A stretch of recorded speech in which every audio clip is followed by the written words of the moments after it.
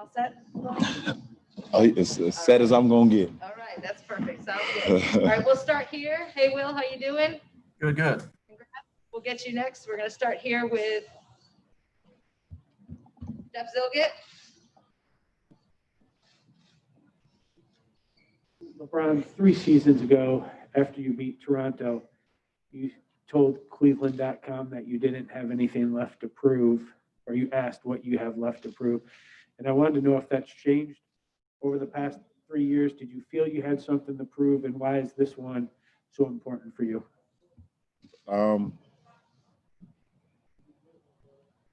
I think personally, thinking I had something to prove fuels me, and it fueled me over these last year and a half since my injury. It fueled me because no matter what I've done in my career up to this point, there's still a little rumblings of doubt or, comparing me to, the history of the game and has he done this, has he done that? So having that in my head, having that in my mind, saying to myself, why not still have something to prove? I think it fuels me. David McMenamin.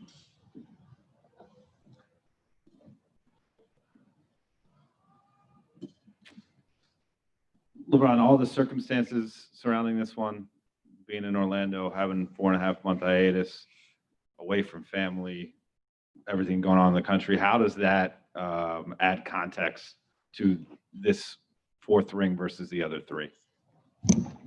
I think they're all special in their own right. They all have their obstacles, things that went on throughout the course of the year, both on and off the floor. But one is not less than the other. Because when you're able to put yourself in this position to be able to win a championship, the first thing you start to think about is how much work you've put in over the course of the year. How much you've sacrificed, how much you've dedicated to the game and to your craft. That's always been the most fulfilling thing for me, besides seeing my teammates as happy as they are, is being able to know that you can put the work in, literally trust the process, live about the process, and then see the results. And I think not only from a basketball player, but from everybody, whatever craft, whatever work space you're in, to be able to put the work in and live along the process and build along the process and then be able to see results, I think we all live for that moment. Okay, we're gonna go Michael. Okay. You're gonna be everybody tonight. LeBron, could you sense that with the mental wear of the bubble that it was getting to other teams? And in the last few days, was there kind of a weird feeling of we're reaching, not just possibly winning a championship, but reaching the end of this journey? Like, did that feel different even than the other title runs? To answer your first question, with so much going on inside the bubble and everything, and us, going into the unknown, it's kind of hard for me personally. Once I got inside here, saying, okay, this is my mission. I want to win a championship since I'm here. It was hard for me to kind of focus on other teams and what other players were feeling. I didn't engage in that. I didn't look for it. I wanted to keep my energy in the right space. And over the last couple of days, you definitely thought about it. You thought about just being here, how successful it is. And I commend Adam Silver in the NBA, Michelle Roberts, Chris Paul over at the NBPA, and so many people that had it to make this happen, to make this work. And I think we all can say, from the social injustice conversations, the voter suppression, police brutality, to have this platform and have our players be able to unite like that, it's something that you will miss. You will think back on it. And I think one of the biggest things, not only besides the social injustice and all the things I mentioned, we had 0 positive tests. We had 0 positive tests for as long as we were here. 90-some days, 95 days maybe for myself. I had a little calendar, I was checking it off. Like, no, but on a serious note, no positive tests. That's a success for everybody that was involved. Okay, Calvin. LeBron, what about this partnership that you have with Anthony makes it particularly special to you? I can't really explain it. There's just certain things you just know. In any type of relationship, you kind of just feel, you just know that vibe. You have that respect. You have that drive, and sometimes you can't explain what links you with somebody, and then it's that organic. And sometimes you don't even try to explain it. Sometimes you guys ask me about my relationship with AD. The first thing I think about is the respect, the no ego, the challenging each other. And we want each other to be better than actually ourselves. Like, I want AD to be better than me. AD want me to be better than him every single night, every single day. And we challenge ourselves. And I think that's, a part of it. Alrighty, Dan. Hey, LeBron. Don't make me laugh. You finally got one, huh? I got one. With about 3 minutes left, you looked over and you saw Anthony sitting there, probably the realization of what you guys accomplished, hitting him for the first time. I'm wondering, how much of that reminded you of 2012 for you? And what did that first title do for your career? And what can this do for AD moving forwards? Yeah, it definitely reminded me of it. Just the excitement, I can't believe this. I definitely saw myself 27 LeBron, 27 Anthony, 27 AD. I definitely saw myself in that. And what it did for me in my career, it basically let me know that the work that I put in on my craft, and the way I play the game, how I was taught to play the game when I first picked up a basketball at 8 years old, it's okay to play that way and be able to win. No matter how many people tell you, okay, you should maybe shoot more, you should maybe do this more, you should maybe be like him more. It let me know that the way I play basketball and the way I was taught basketball is the right way to play it, because you do see results. And then it just continued to boost your confidence. I'm not saying that Anthony, AD doesn't already have confidence, but it takes it to another level.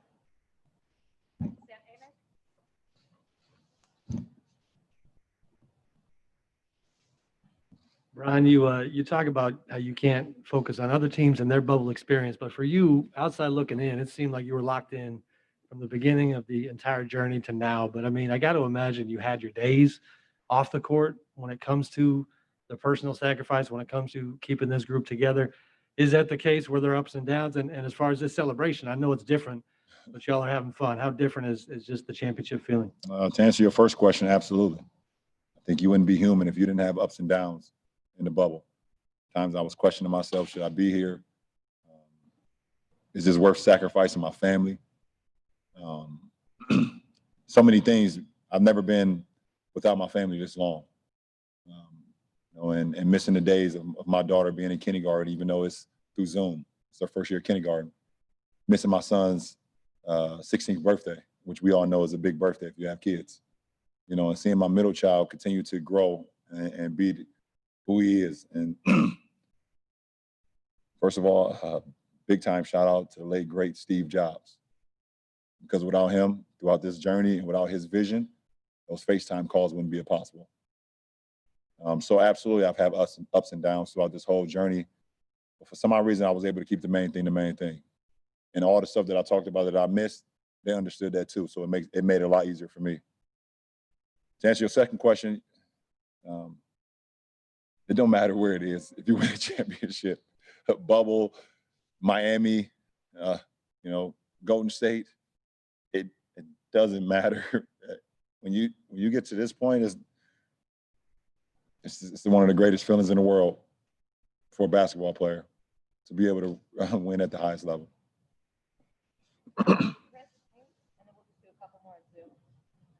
Ron, you had three difficult championships to come, to get. Cleveland, historic, 3-1 deficit, historic, and now this situation right here. When you look at all those three in particular, What are some similarities with just how difficult it was, or does anyone, or particularly this one, does it stand out from any of those other two? Well, I mean, I can't sit here and say that one is more challenging than the other or one is more difficult than the other. I could just say that I've never won with this atmosphere, with this, none of us, we've never been a part of this.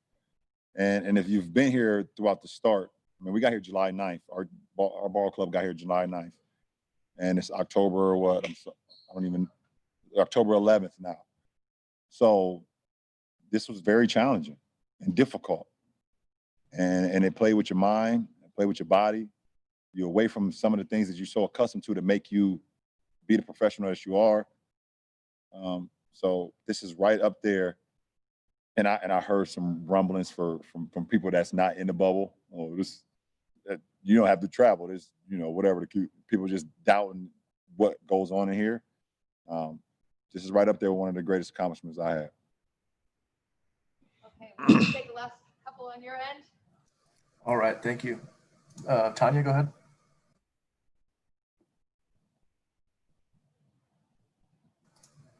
Tanya? She fell asleep. She's in law school now, so she probably fell asleep. Studying, All right. she's studying all night. We're going to hold on Tanya and see Bill Orm, please. Hey, LeBron. When you signed with the Lakers, it was a really young team. As a franchise, probably felt a long ways away from this moment.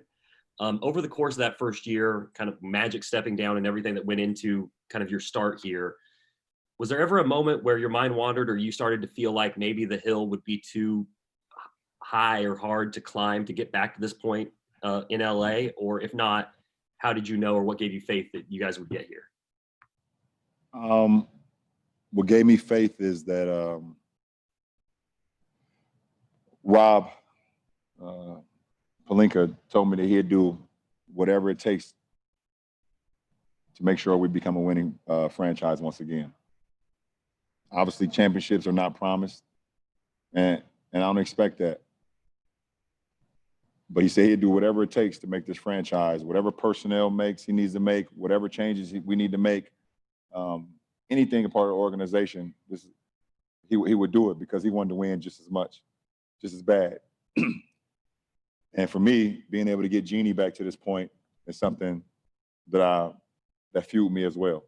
This is a historic franchise, and to be a part of this is something that I'll be able to talk about, and my grandkids and kids will be able to talk about that their pawpaw or their dad played for the Los Angeles Lakers. It's like playing for the Yankees and winning. It's like playing, for the Cowboys and winning a Super Bowl or the Patriots. It's like, playing for the Red Sox. So to be able to win with a historical franchise is something that you can never, no matter if your mind wavers away, you can always remember what you're doing it for. All right, we're going to try. Sorry, I'm talking back here, but I feel like the question's coming behind my head. So just want to get a little bit more personal. That's okay. Sorry. Thank you. All right, we're going to try Tanya one more time. Tanya? Hello. Hello, Tanya. I was going to ask the question that you just got asked, so instead I'll go with, you and Jeannie shared a long hug right after, as the trophy presentation was being prepared. Did you say anything to her? I don't want to lie to you, so I did, but if Jeannie at some point would ever want to reveal what I said to her, that's up to her. It was just it's a special moment, and I know how special it was for her. So it was just in the words of I'm proud to be a Laker. Good on mine. Thank you. Rachel. Oh, goddamn it, I almost had it. Back with you. Hey, yeah, I guess you guys can go ahead. That'd be great. Go ahead, Dave. Brian, congratulations. When did it turn for you with this team, going from a group that could do it all to a team that you thought like, hey, we got all the pieces, let's do this thing?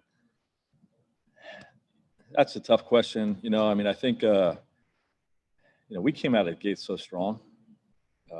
back in November, whatever, October, November, whenever this year began. Obviously on paper, we felt like we had a team that could compete for the championship. When we came out of the gate strong, we lost the first game. I think we went 17-1 after that. Started thinking about, we could do something special. I think the weekend where we beat Milwaukee and the Clippers was huge for our internal confidence, that we could and were going to reach our goal. And I'd say probably those two moments, the way we came out of the gate and that weekend before hiatus hit. Go ahead, Dan. Frank, you told me you didn't get a lot of sleep after game 3, I think it was. What was it? What was it after game 5? And I guess Misery. I'll feel all worth it now. Yeah, losing a game in the NBA Finals is one of the worst experiences of my life. But, our group, I think, collectively felt that way. And, the challenge was to channel that into effort and focus and energy and enthusiasm, positive energy, into the next game. And, I put a challenge on our group to be a team that's going to respond to losses all throughout the season. Try to never lose 2 games in a row. And, that applied to all of these playoff series. We wanted to channel that, whatever you want to call it, the misery of losing a game into the next game. And boy, did we ever tonight. I'll go.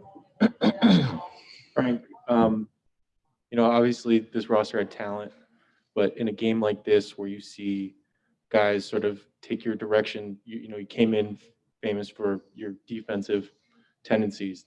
For guys to take your direction at that talent level and put it to effect, is this why you decided to coach this team and come to the Lakers, even though at the time there was a lot of uncertainty around the franchise?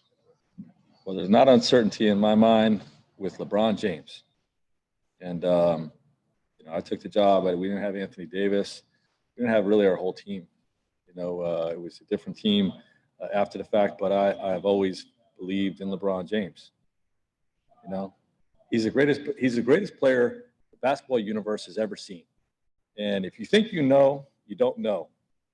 Okay, until you're around him every day, you're coaching him, you're seeing his mind, you're seeing his adjustments, seeing the way he leads the group. If you think you don't know.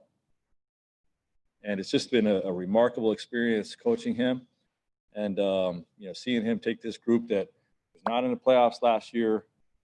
The roster was put together, overnight, and just taking a group and leading us to the promised land, so they say. He was terrific, just the entire season leading us, and I can't say enough about him. Yes, so good. Frank, everyone talked about what a mental challenge it was going to be to win in the bubble. When did you start to recognize, what kind of mental strength your team had? And did you think once you got to the bubble, you had the team that was mentally strong enough to handle everything that came with it? Yeah, I've always believed in our mental toughness and our experience. Not just LeBron. I believe Anthony Davis was destined to be a champion, and the pairing of the two of them together, took us here. But the experience of the group, the IQ of the group, Rondo, Danny Green, JaVale McGee haven't been there. The talent level of the other guys willing to buy into to starring in their roles. We've had a strong belief in this group. So, when we got into the bubble, it was about focusing on the work, staying in the moment, focusing on day to day. And, if there was one point, I don't know if there was really one point. I think beating Portland was a huge confidence booster for us because they were playing as well as anybody in the world. We know what Dame Lillard is capable of. And it just built, each series from that point on. Any other questions here before we toss it back to Will? Go ahead, Will. Okay, thank you. Tanya? Frank, you said twice, if you think you know, you don't know until you see it every day what LeBron James actually is. Can you think of some moments where that come to mind that sort of describe that feeling and showed you that you didn't know until you were around him? You know, some individual moments, you know, that's tough to say. I mean, it literally happened every day. Every day we're in film and we're talking about our team. Every day I talk to him before practice or before a game. This is what I'm feeling about the team. You know, this is a direction I think we can go. I think we can, you know, move the needle some in this direction. And, you know, decisiveness is an incredible quality to have. And, you know, to have his mind and you know, be able to use him as a resource, to partner with him, how things I'm seeing on tape, believing in, you know, with his mind, to collaborate with the decisions on how to move forward with our group. It's just I don't know if there's one or two instances that you can point to, but just every damn day in film, you know, he's leading the charge with getting our team better. And you know, I don't think people can undervalue that. Brad? Frank, when you came in, you said the identity was going to be defense. How good or even great was your defense through the first 3 quarters? I'm so proud of that. Our guys, you know, look, you can have talented team, even a defensive talented team. I mean, if everybody's not working together and everybody's not bought in and seeing the value of being able to suffocate an opponent and take away their strength, you're not going to reach that level. But our guys saw the value very early on, and you know, they bought in. And the first 3 quarters, I'm just super proud of our guys because we were all over the place. We executed our coverages perfectly, and we did it with energy and with passion and with active hands, and we rebounded the basketball, and that just controlled the whole game. Because with our ability on the break, we're getting stops without fouling. Other teams had no chance with us, you know, getting out on the break. So, just very, very proud of our defensive performance tonight. Frank, I'm going to take 2 more. Bill Orm. Hey, Frank, congratulations. You talked about this roster and how it was put together essentially overnight. And obviously you brought in new guys over the course of the season. This is a roster that had to be really versatile for you guys to do what you did the way you did it, whether it was Markieff, you know, Dwight, you know, Alex tonight. Taylin won you a quarter in the second round. When you reflect on this group and why all the pieces worked and how and maybe what people missed about how this roster was built early on, what made it the right supporting cast?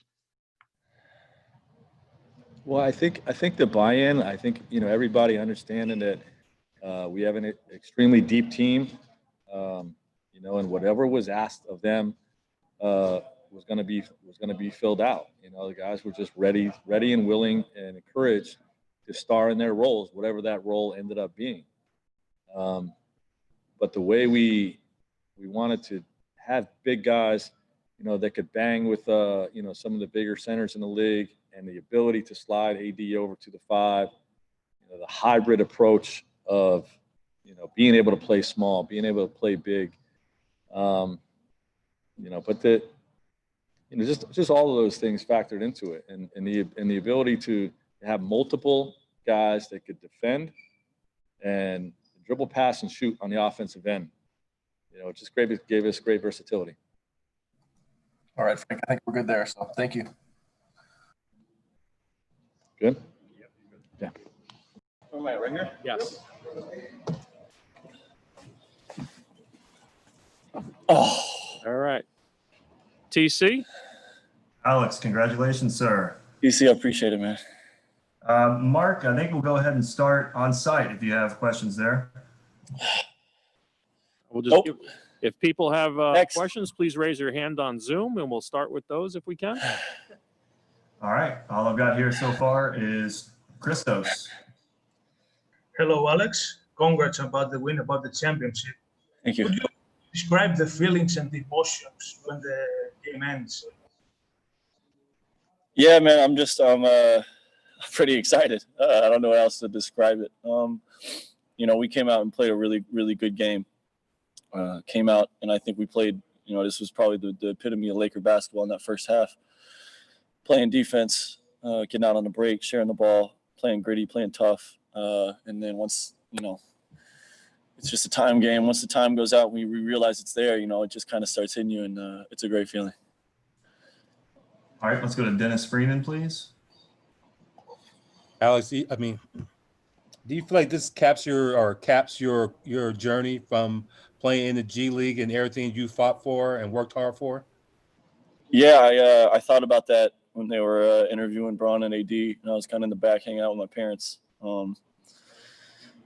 Man, what a journey, I was holding back emotions on the court, just worked so hard. I've been to so many different workouts, different practices, different arenas, different flights. And I just kept grinding, man.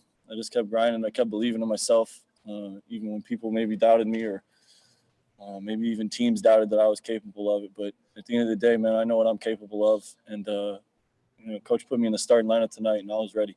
And I know it might not be go out and score 20 points, but I know what I can do well.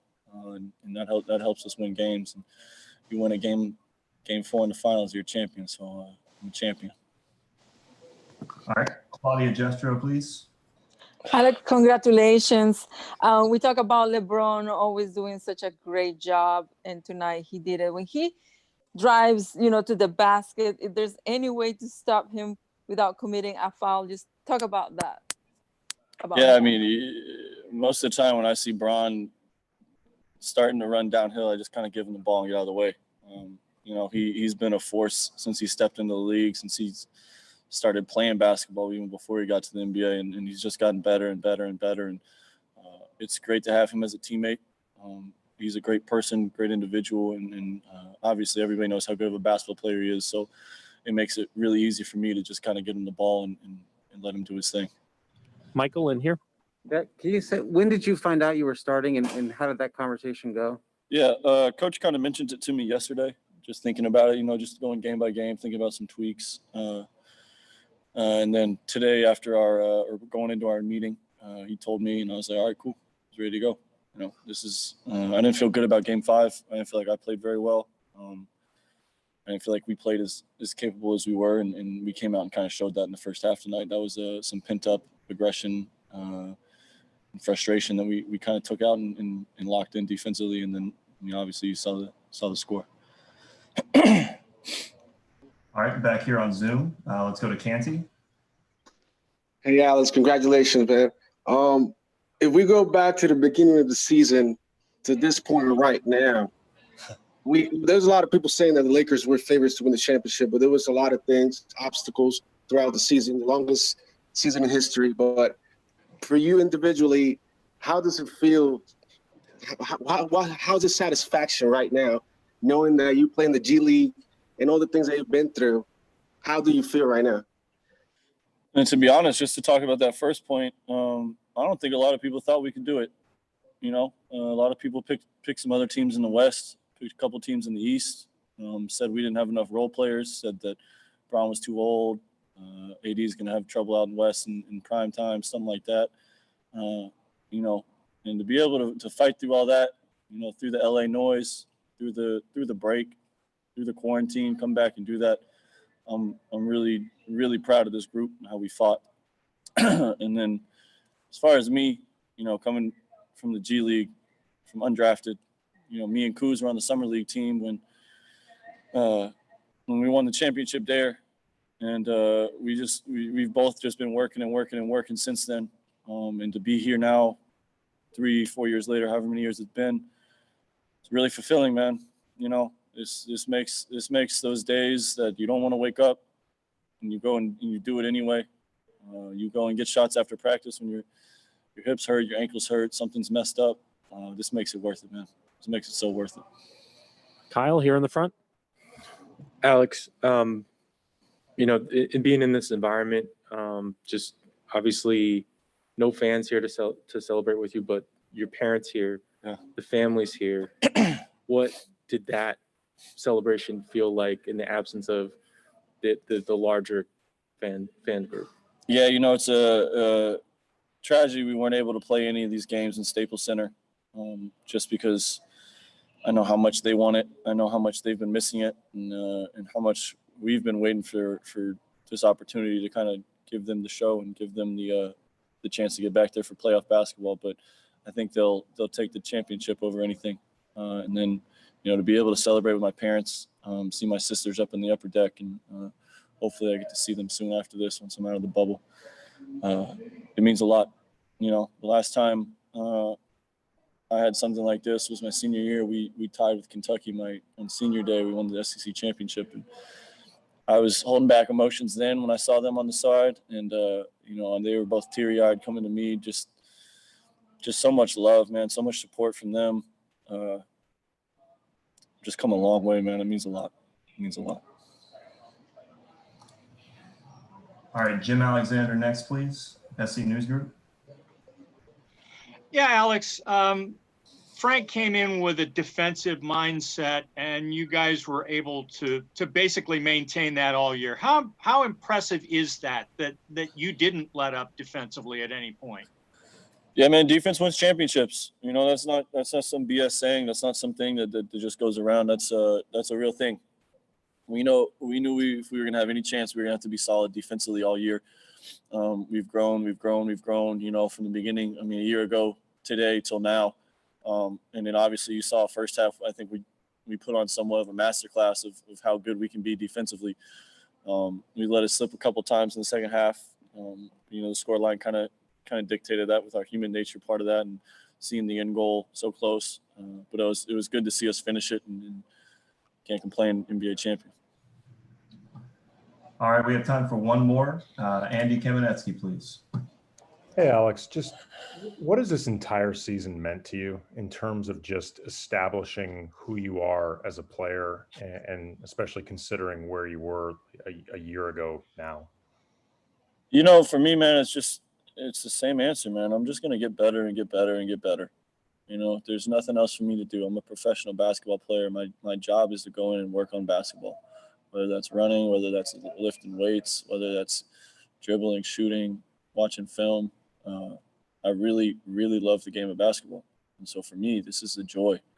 You know, this is a joy for me to be able to go out and get better. And I mean, just from a year ago, from preseason China to where I am now, I've gotten so much better. And I don't think I'm close to hitting my ceiling. I think I have a lot of room to grow. So, you know, for me, it's just it's encouraging knowing that the things I've done have worked. Have gotten me to this point, and I've kept improving, and it's gotten me to a better state as a basketball player. But I think I got a long way to go. All right, Alex, thanks for your time. Congrats again. Thank you, guys. Go Lakers.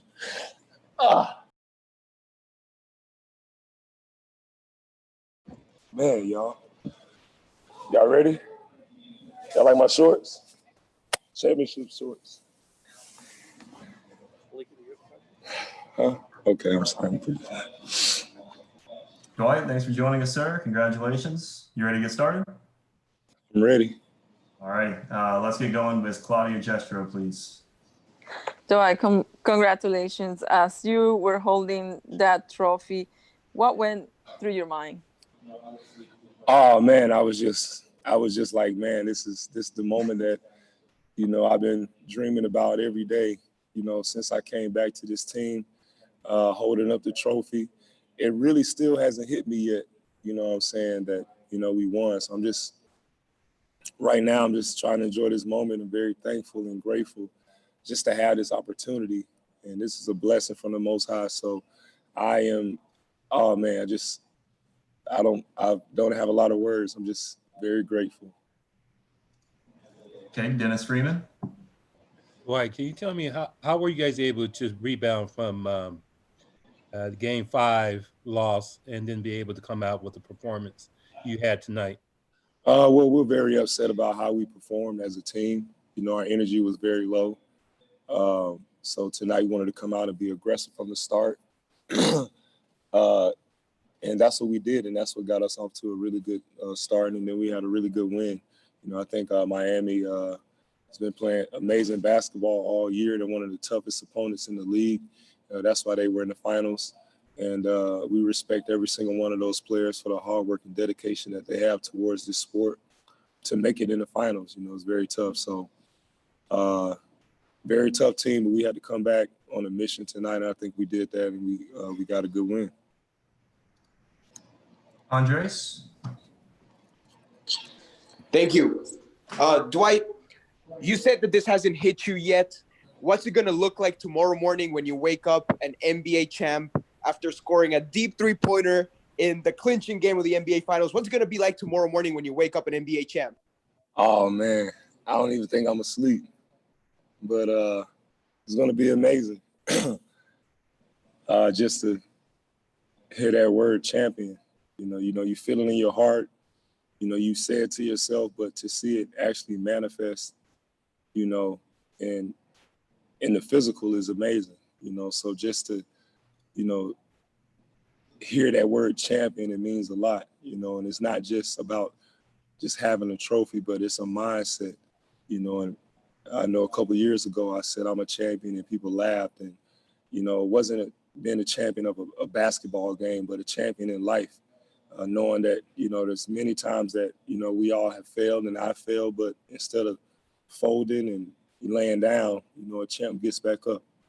And I'm just happy to celebrate this moment with the Lakers and Laker Nation and, and my teammates. It's been an amazing journey for all of us.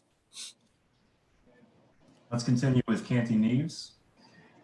Hey, Dwight, congratulations, man. If we go back 10 years ago, 2009, when you went to the finals against the Lakers and you guys lost the finals, can you share that moment and compare it to right now, this moment? How did that make you a better player? We lost in the last moment. So that was that hurt pretty bad. I remember that day like it was, yesterday. Me and Jameer, we sat down and we watched the Lakers celebrate on our home court.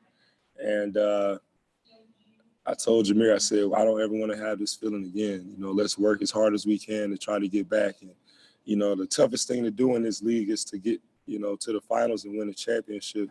And it's not easy. So for me, it's been a long time just having this opportunity, and I didn't take any moment for granted. There were some games where, I wanted to play and be in, but I trusted our system. I trusted the process, and, I understand that, it's about us. It's about all of us and what we're trying to accomplish together. And it's just a blessing to be standing here, with the Lakers, the team that beat us when I was in Orlando for the championship. Now to be on the Lakers and to win one, it's just an amazing feeling. Oh, your clothes at? Never mind. Malika? Never mind. Dwight, I'm hoping you can just contextualize what it means to, especially as the NFL is sort of struggling and going up and down, to have achieved being crowned a champion in a bubble, in an experiment that many people weren't sure if it would work or not. Oh, man, this was a very hard experience, I think, for all of us. Being here in the bubble, being away from our families for 4 months. I struggled even wanting to be here because of a lot of things that were happening at home. But, my teammates were saying how glad they were, happy that I decided to come join the team. And, one thing I didn't want to do is let my teammates down, because I made a commitment to my teammates, the organization, at the beginning of the year, to be the best I can on the court, off the court, whatever it may be. And I didn't want to finish this season without that mission and that goal. And it was very tough being here for all of us, but I think we found strength in each other throughout this whole process. We had days where none of us wanted to be here, but I think that being here really, it kind of shaped, a culture. It kind of shaped a family between all of us. We were seeing each other, every day, night in and night out, practice, Three Bridges, the only restaurant in the bubble, going there for breakfast, lunch, dinner, spending time with our families, talking to, our kids, seeing our coaches teach our kids how to play basketball. That was something that was amazing for all of us. And to win a championship, with these guys is amazing. Last question, Kyle. Dwight, sorry, some version of this has already been asked, but you know, 7 years ago, you leave LA to get that second chance here. I mean, do sometimes you sort of reflect back on your history in LA and sort of how you've been, you know, not loved in LA, but then now to be at this. You know, life is full of ups and downs. It's a journey, and you know, it's not always going to be pretty. Everything is not going to always go our way. I really enjoyed my first stint with the Lakers. It didn't go as none of us planned it to go, but I think what it did was it humbled me, and it forced me to continue to get better despite of any situation that I was in. And I was very thankful that I got the opportunity to come back here and play for the Lakers. And, you know, I knew that this opportunity, I wasn't going to let myself down, let my family down, my kids, and also Laker Nation. So I was super excited about this opportunity to come back and play. And I just wanted to give, you know, every single minute on the court, off the court, in the locker room, any event that we had, you know, just give 110%. And man, I'm just so grateful and thankful. We finally get a chance to get out the bubble and see our families. And, you know, this has been an awesome experience with all of you guys, seeing a lot of you media people every single day.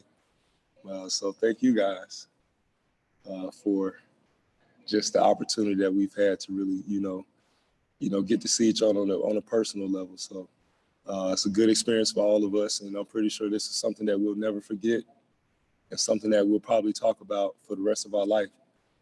So I'm thankful for you guys as well. Is that it? That's it. Thanks for your time, sir. Baby. Congratulations. Thank you. Woo. Woo. Oh, man. All right, TC, on your side, if anyone has a question on Zoom, please raise your hand. Awesome. Marquis, thanks for joining us, sir. Congratulations. Thank you. Let's go ahead and get started with Julio. Hi, Marquis. Congratulations. My question is, which game would you choose as the most important of this championship? All of them was equally important. You know, we fought hard. We had a bad loss the other day.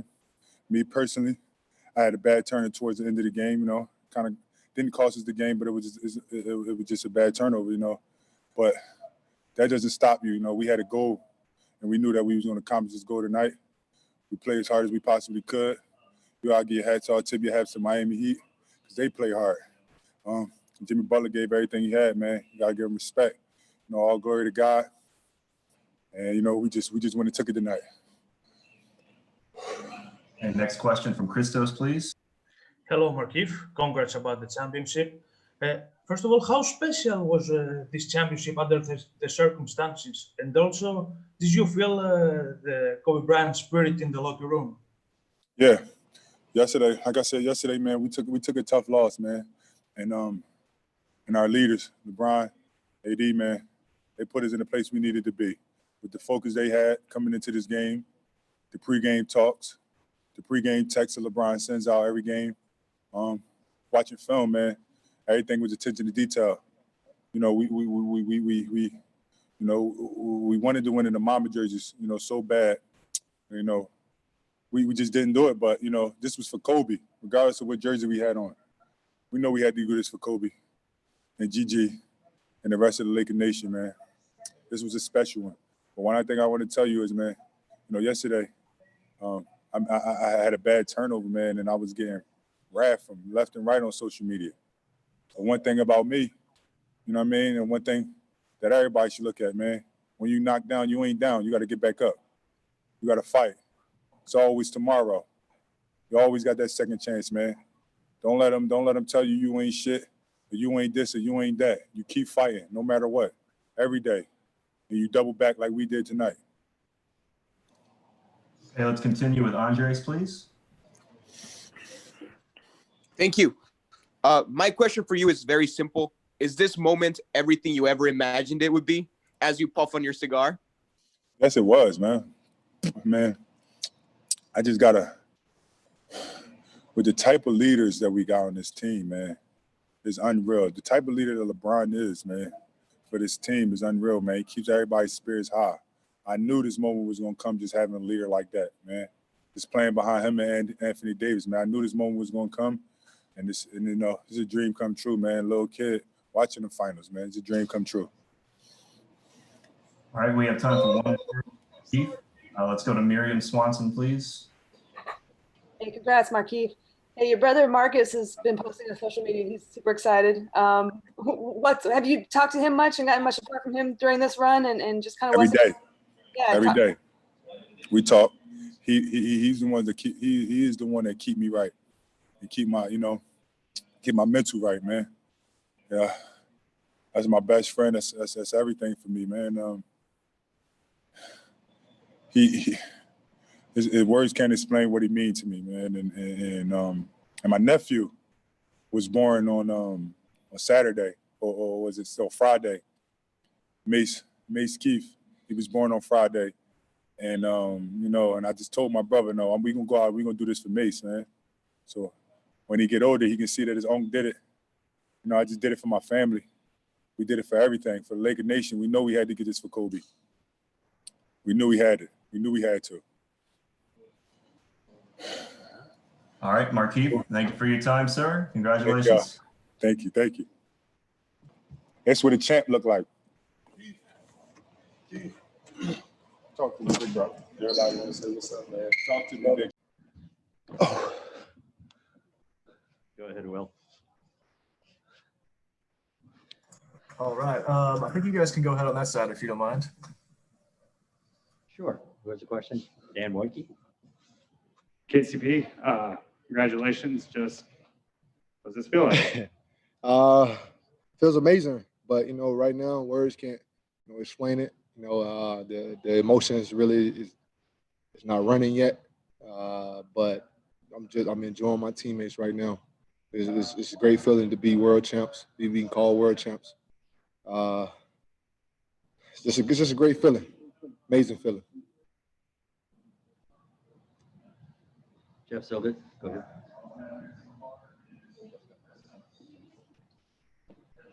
Jeff.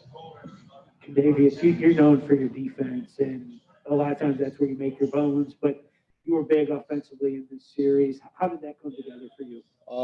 Like you said, just proud on my defense. My defense get my offense going. I've been playing that way since college. Just try to get defensive stops, get out in transition, easy layups, either get to the free throw line or transition threes. Open up my game. I try to start on the defensive end, get my energy going, get my teammates, to either follow behind with the energy, and offense is going to come eventually.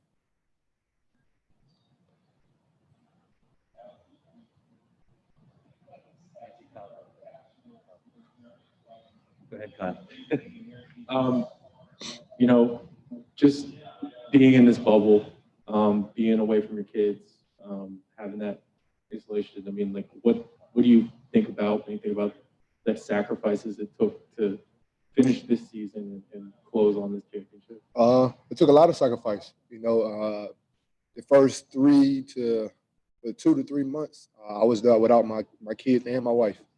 But I have my teammates, my brothers, to keep me, level-headed, to not really get into that side. But knowing my family was back home supporting me, and I could get them here, to see them. But it was just sacrificing. I wanted to focus, on this playoff series, and become world champs. That was my focus. I didn't want, I wanted my kids here, but I didn't want that distraction. I just wanted to be focused. Final question here, Dan Woike. We'll go back to you, Will. KCP, this season, your relationship in LA and stuff, it didn't start great this year. What does it mean to you personally?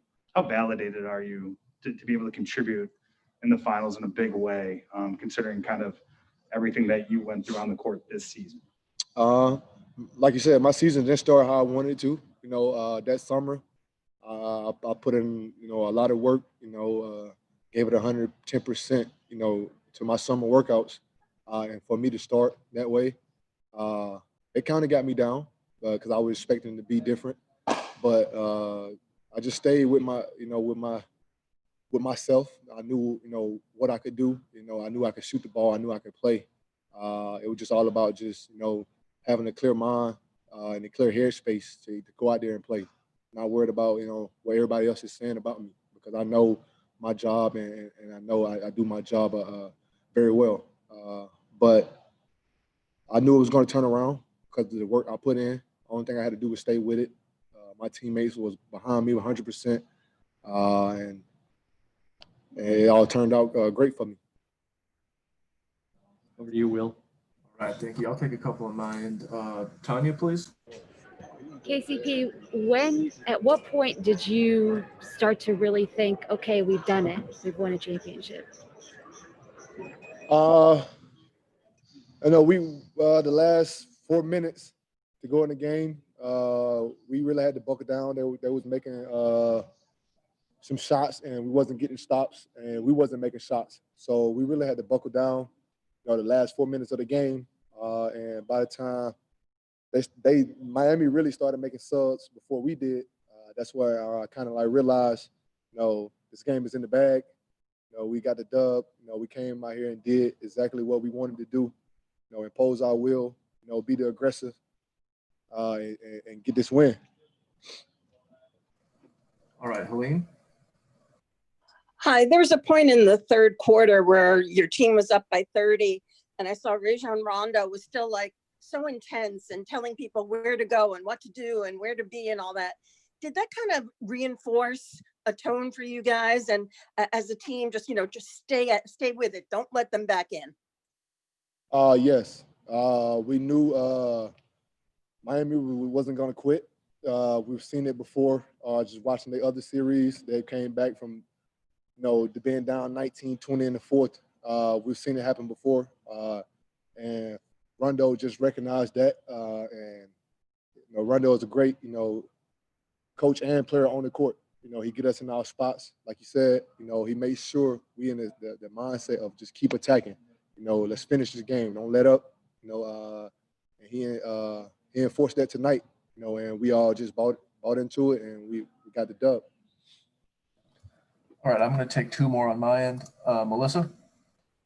KCP, Melissa Rowland here. So LeBron obviously sent a text before Game 4. I'm curious, were there any messages exchanged or what was said before tonight's game? It was a message. Must win. Must win. That's the message. Just said must win. And also it said this is a Game 7 game. We want to treat it like it was Game 7, and we wanted to come out in the first quarter and impose our will, which we wasn't doing to start the series. But tonight we came out with a fire. That we wasn't going to win. It wasn't going to be coming from behind in the first quarter, the first half. All right, last one for you, David.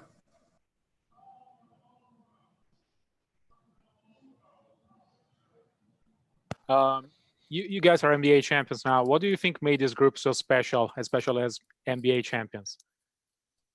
I would say the togetherness that we bring. It's always together. We do it together. We lose together. We win together.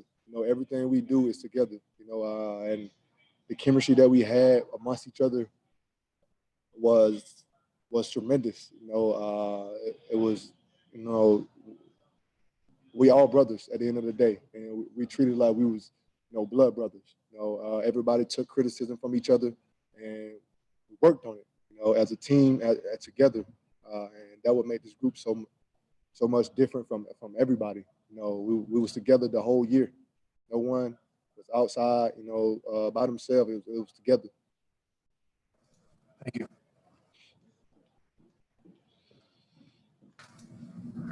We're good on my end. Thank you. Good here. Thank you. KCP, appreciate it. Thank you. Thank you. Tanya, if that's all right. Go ahead. Tanya, please. Thank you.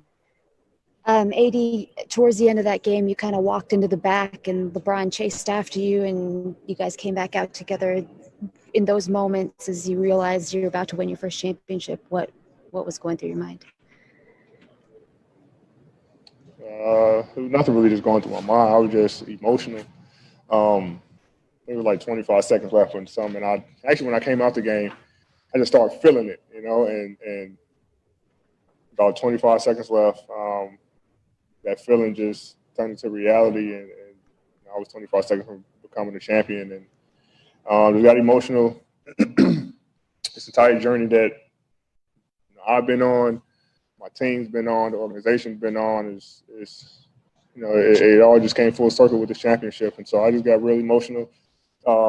He was bothering me, telling me, "Oh, you soft, you cry, baby." And I walked to the back, and it was the banner trophy that I just kind of grabbed, and then we walked back out to the court. But it was an unbelievable feeling and just an emotional moment for me. Hey, Anthony, it's Bill. Do you remember the first time LeBron, when you guys first spoke after the deal was official and everything, was he talking championships in those first conversations? I mean, was that, do you remember how he described what you guys would do together and what he was expecting the end result to be? When I first got traded, we were just talking about, trying to figure out the team, the guys that we wanted around us to compete for a championship. After the team was completed, then we started talking about we got enough to be champions. And it was really after, the first couple games of the regular season where, we would start rolling, playing defense, scoring the basketball, and we realized how great of a team that we are and that we got enough to become champions this year.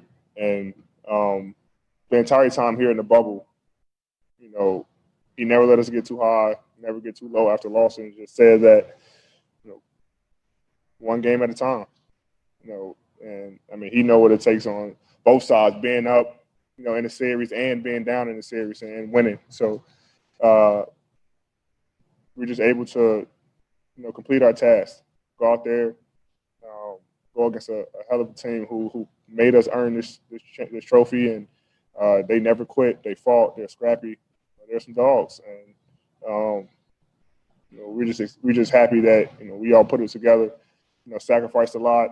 Sacrificed being here for a little over 3 months, and we said that if we here, we're in a bubble. Some guys didn't see their families. We got to make it all worth it, and we're able to do that tonight. Allison. Okay, we'll start with David Nedeman. Anthony, congrats. AD, congrats. What was the LeBron said sometimes he can't even put his finger on it. I know we talked about lack of jealousy and the whole stepbrothers thing, but what do you think really makes it work between you two? Respect, true friendship. That's off the court. I mean, we're close on the court, but you guys see us off the court, man. It's unreal. I'm always at his house. He always at my house. This is through the entire season, and like I say, it's no jealousy. No one's envy of each other. Guys don't have personal agendas. We are just two guys who just want to win, for various reasons. And we're able to do it tonight. And having a team, who gets on us, players, Doe, Duds, all these guys are in our ear, every single game about being great. And when you got a supporting cast like that, who makes shots, and big shots for you, it makes our jobs a hell of a lot easier to go out there and just do what we do, knowing that, if we have bad games, they pick us up. And if they're playing pretty bad, then we pick them up. And, we have a great team who trusts one another. And it starts with me and Bron. And we put a lot of pressure on ourselves. I challenge him, he challenged me. And it's not always, sweet and smooth, but it gets your job done. You're going to have them confrontations, them arguments, to throughout the season to win a championship. And, we had our fair share, but at the end of the day, we respect one another. We respect what each one is trying to do, and I respect his game. He respects my game, and we just put it all together.